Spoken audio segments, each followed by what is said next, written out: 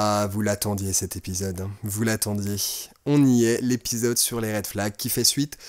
Enfin, je dis ça à chaque fois. Oui, cet épisode fait suite au précédent, mais en fait, tous les épisodes sont un petit peu liés de manière intrinsèque, donc... Aujourd'hui, on va parler des red flags. Les red flags qui sont, selon moi, un concept très subjectif, parce que c'est vraiment propre à chacun. Mais on est trop nombreux à aller vers des personnes qui peuvent être des red flags ambulants, et surtout, pourquoi le rouge est tellement notre couleur préférée ? Pourquoi tant de relations échouent ? Eh ben, on va en parler aujourd'hui, après le jingle. Jingle. Ok, je prends le micro. Vous êtes sûr que vous voulez que je... Ok, d'accord, ok. Ce soir, je suis seul sur mon canapé. Je vous parle de mes problèmes existentiels, mais qui cala, ouais. Mais y a plus rien à la télé. Alors je parle, au moins y aura du monde pour m'écouter. Enfin, j'espère. Je parle seul sur mon canapé, mais je comprends pas tout quand je dérape.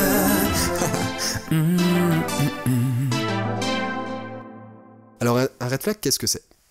Bon, de l'anglais, c'est drapeau rouge, bien évidemment.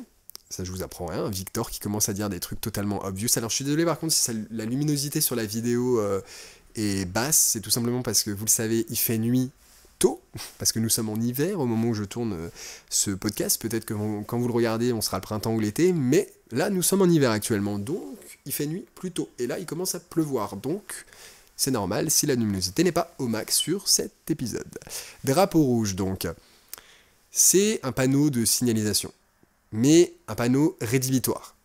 Voilà. Je pense qu'il peut avoir des drapeaux rouges. Ça, c'est les trucs sur lesquels il ne faut pas lésigner. C'est quelque chose sur lequel on ne peut pas fermer les yeux. On a les drapeaux orange, disons. Ça, c'est milieu. Voilà. Ok, si tu l'as pas, je préfère, mais je vais pas te condamner pour ça. Et on a les drapeaux verts.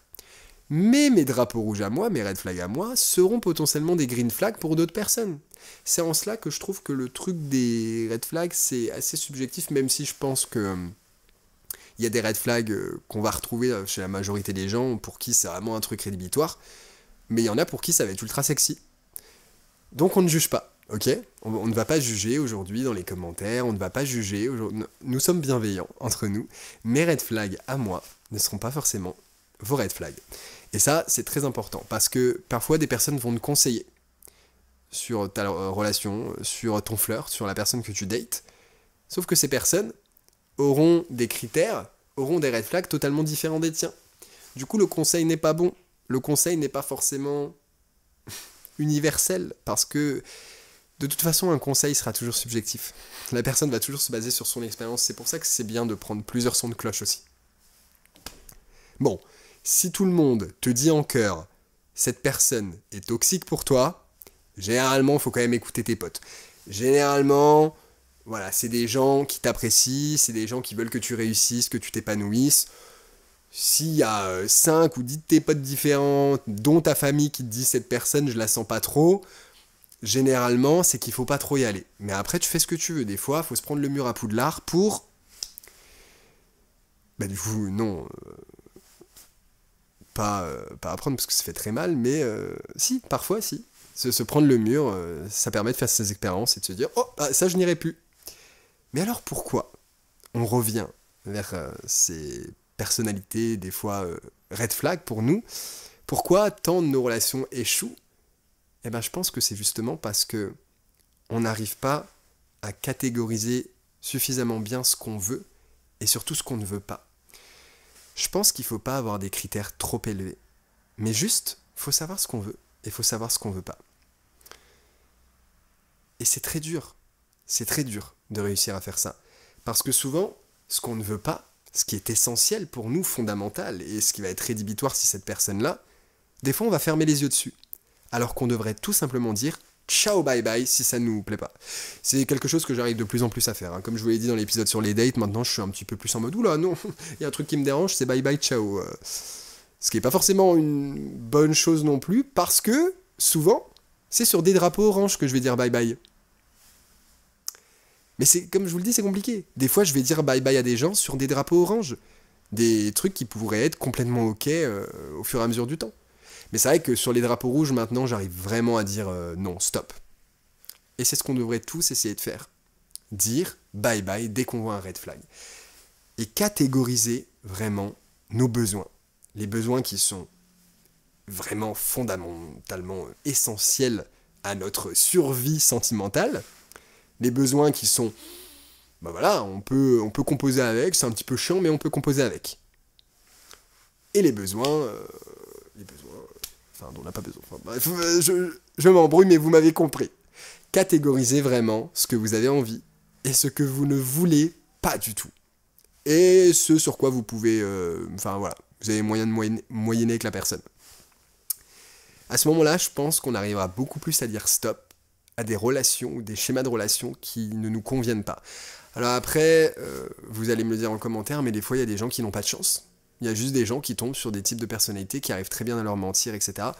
Mais je pense qu'il y a toujours des signes avant-coureurs.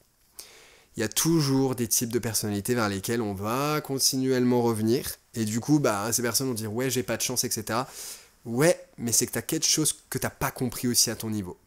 Parce que je pense que si on revient perpétuellement vers le même type de personne qui, au final, va nous faire souffrir, c'est qu'on a fermé les yeux sur des trucs avant.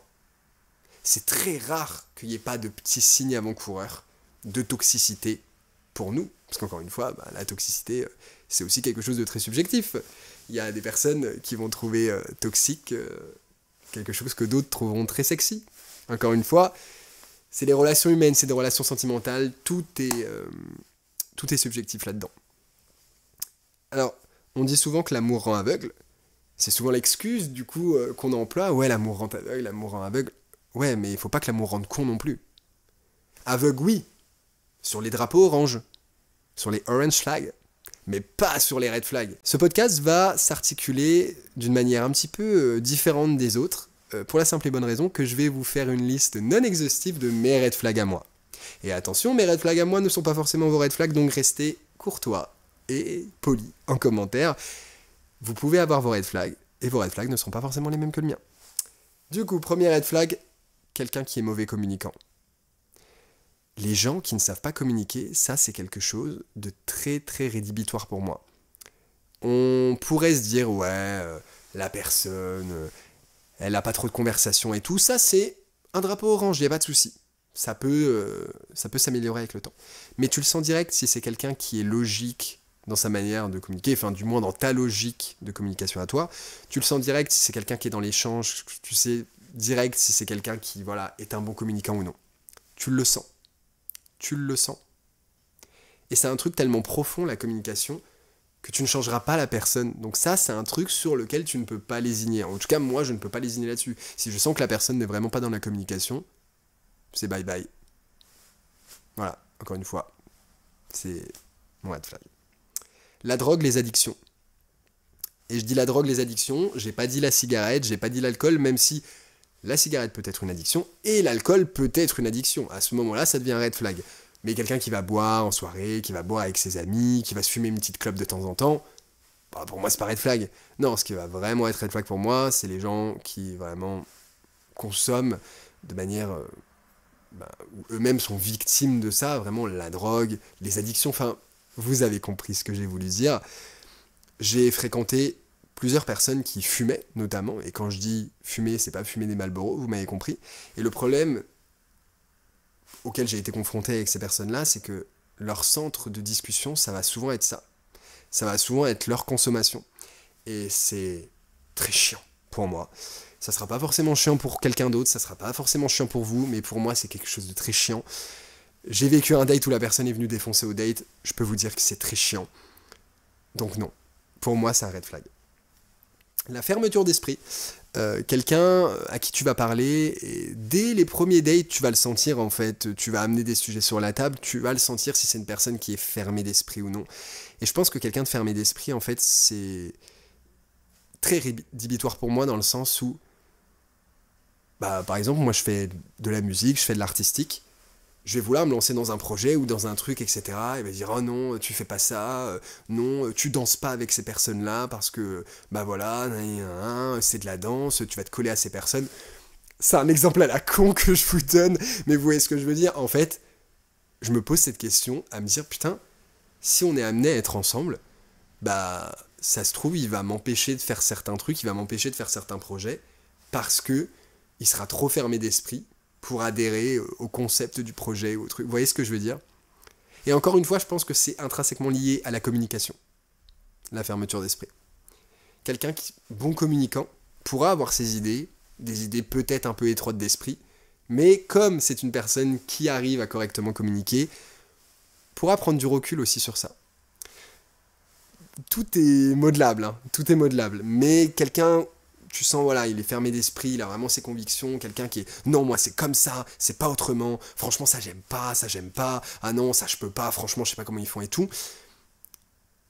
Soyez un petit peu plus nuancés des fois dans vos propos. Il m'est arrivé de tomber sur des gens qui vraiment étaient trop cash dans ce qu'ils aimaient ou dans ce qu'ils aimaient pas, et tu sens vraiment une fermeture d'esprit dans la manière dont ils l'expriment. Moi j'ai mes goûts, j'ai mes couleurs.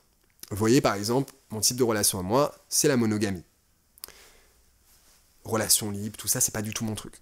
Mais t'as des gens, quand tu vas leur en parler, ils vont dire « Ah ouais, nos relations libres, franchement, je comprends pas. » Mais t'as pas à comprendre, en fait. Ça, pour moi, c'est quelqu'un de fermé d'esprit. Parce que t'as pas à comprendre la relation libre. Moi, c'est un truc qui me convient pas. Moi, j'aime la relation exclusive, j'aime la relation classique monogame, mais je vais pas juger les personnes qui sont en relation libre. Et les personnes fermées d'esprit, eux, vont émettre un jugement sur ce type de relation-là. Vous voyez ce que je veux dire? J'ai le bon rôle de vous dire ça. Hein. Ça a été tout un cheminement. Hein. Peut-être qu'il m'est arrivé de juger les personnes qui étaient en couple ouvert ou en couple libre avant que justement je m'éduque sur ce sujet-là. Donc vous allez peut-être me dire, oui, mais il faut les éduquer ces personnes. Ouais, mais des fois, il y a des personnes, tu vois, c'est des causes perdues. Je suis peut-être cash dans mes propos, dans cet épisode, mais il y a des personnes, tu te dis non. Puis la flemme, est-ce qu'on a le temps de faire de l'éducation ? Non, tu cherches quand même quelqu'un qui va te correspondre un minimum au départ. T'es pas là pour totalement changer la personne ou éduquer la personne, c'est bon. Enfin, au bout d'un moment, flemme, quoi. Désolé, je suis peut-être virulent, mais c'est parce que c'est un sujet qui me tient à cœur. Quelqu'un qui, au bout du premier date, se voit marié avec des gosses. Alors ça, voilà. Est-ce que j'ai besoin de développer plus ? Non.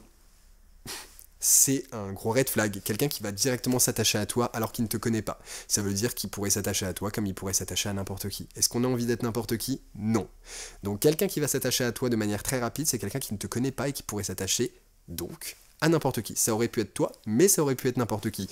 Donc, c'est un red flag. Enfin, pour moi, en tout cas. Un autre red flag, dont on parle pas assez, je trouve, une trop grosse différence de libido. La différence de libido, ça peut être un très gros problème dans une relation.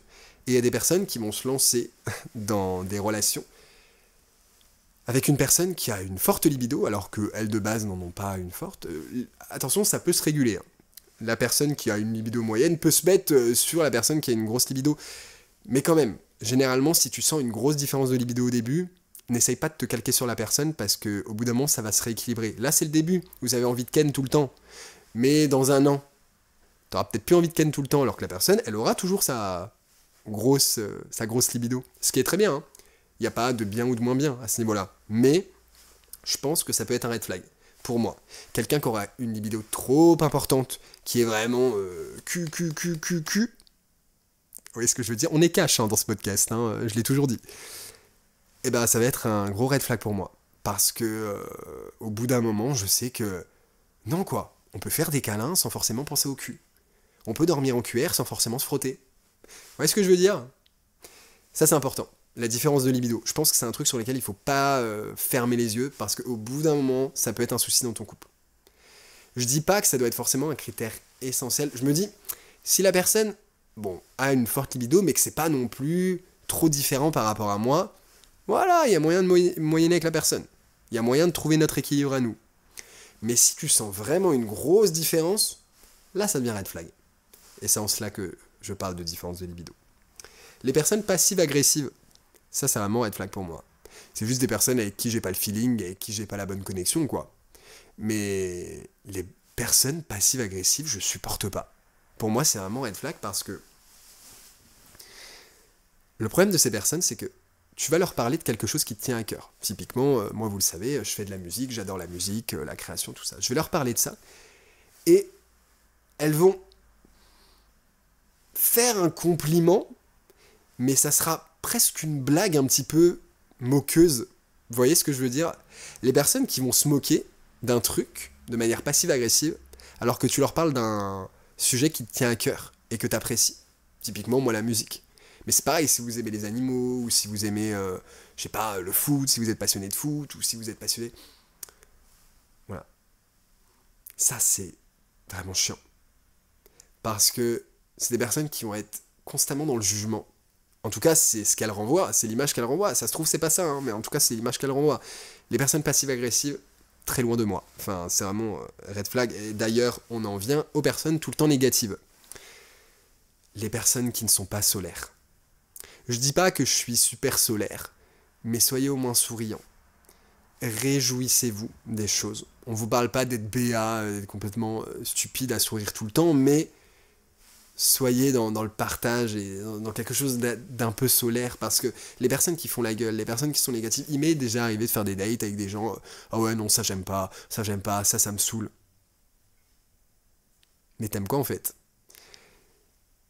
Les personnes négatives aussi, c'est ces personnes qui vont tout le temps dire un truc négatif quand tu vas leur parler de quelque chose, et j'en reviens à la musique par exemple. Je vais parler du fait que j'aime la musique et tout. Ah ouais, ok, cool comme hobby. Mais c'est pas un hobby en fait. C'est mon troisième poumon dont je te parle. Vous voyez, elles vont envoyer des petits pics de manière un peu insidieuse. Et vous allez un petit peu le prendre mal, mais vous saurez pas trop pourquoi vous le prenez mal. Vous savez, vous allez être là en mode, mais attends, pourquoi je le prends mal? Mais parce qu'en fait, c'est super blessant. Tu parles d'un truc qui te tient à cœur et la personne va sans arrêt envoyer des petits pics. Ou même, quoi que tu vas dire, la personne va être dans le négatif. T'aimes bien ça? Non, j'aime pas. T'aimes bien ça? Ouais, je sais pas trop. Trop chiant. Vous avez pas envie de sortir avec quelqu'un comme ça? En tout cas, moi, non. Du coup, les personnes trop négatives, ça dégage. Voilà, ça c'est red flag pour moi. Les personnes aussi qui ont des critères trop lisses de courses. Mais ça, je dirais que c'est plus sur les applications que je vais remarquer ça. Vous savez, ces personnes qui disent... mais ça, c'est ultra toxique de toute façon, mais... pas de petit, pas de gros, pas de moche. Ça veut dire quoi, pas de moche, déjà? Non mais parlons-en de ces personnes sur les applis qui font leur liste de courses, là. Il manquerait plus haricots verts, papier toilette. En fait, pas de moche. Ça veut dire quoi, pas de moche? On pourra faire un épisode entier sur ce sujet-là, la beauté. Mais ça veut dire quoi, pas de moche? En fait, parce que tu es le moche de quelqu'un, hein. Tu es le moche de quelqu'un. Pour quelqu'un, tu es moche, hein. Donc ça veut dire quoi, pas de moche? C'est complètement ridicule de mettre ça dans ces critères, parce que une personne qui va être considérée comme attirante selon toi, bah ça sera quelqu'un de moche pour quelqu'un d'autre, hein. Vraiment. C'est subjectif, tout ça. Donc, les critères genre pas de gros, pas de moche, tout ça c'est assez subjectif. Évidemment, après, y a des personnes qui vont être considérées comme plus fortes ou un peu plus minces. Bien sûr, ça, on va pas le nier, on va pas faire les hypocrites, mais ça reste quand même assez subjectif. Parce qu'il y a des personnes à qui ça va plaire, il y a des personnes à qui ça va pas plaire. Donc voilà, c'était la liste de mes red flags, une liste non exhaustive. Et comme vous l'avez remarqué, il n'y en a pas tant que ça. Voilà. J'ai développé, évidemment, pour que ça soit intéressant et pour que ça ouvre au débat. Mais j'ai pas tant de red flags que ça. Comme je vous l'ai dit, je pense que je vais plus avoir des drapeaux orange que des red flags. Les red flags, c'est vraiment des trucs sur lesquels je vais me dire « Ciao ». Je peux pas moyenner avec. T'as ce red flag là, c'est un red flag pour moi, c'est bye bye, ça fonctionnera jamais entre nous. Voilà. J'aurais pu rajouter dans les red flags. Et encore une fois, c'est un peu un drapeau orange parce que ça peut être une phase, ça peut être une période, mais les personnes qui se mettent la tête à l'envers tous les 2 jours. Les personnes vraiment fêtardes. Ce qui est très bien, hein. Si c'est votre kiff, c'est votre kiff. Mais moi, c'est à la limite du drapeau orange, drapeau rouge. Et encore une fois, c'est très subjectif. Voilà. Parce que ça se trouve, vous allez rechercher complètement quelqu'un qui adore danser en boîte tous les week-ends. Moi, c'est un truc un peu rédhibitoire. Mais c'est pas dans le rouge, mais c'est à la frontière, un peu orange et rouge, quoi. C'est assez compliqué cet épisode parce que, encore une fois, c'est vraiment propre à chacun les red flags. Donc c'est très dur de vous faire un épisode sur lequel ça vous parlera forcément parce que ça se trouve, tout ce que je vous ai dit dans cet épisode, pour vous, c'est complètement ok. Ça se trouve, tous les red flags que j'ai énumérés dans cet épisode sont complètement ok pour vous, et c'est très bien. Vous allez avoir une liste différente de la mienne, et d'ailleurs, je suis très curieux. Mettez-moi dans les commentaires, pour ceux qui regardent sur YouTube, quels sont vos red flags à vous. Quels sont les trucs sur lesquels vous pouvez vraiment pas lésigner, sur lesquels vous pouvez vraiment pas laisser de porte ouverte, quoi. C'est très intéressant. Je pense qu'on ait ce débat-là en commentaire.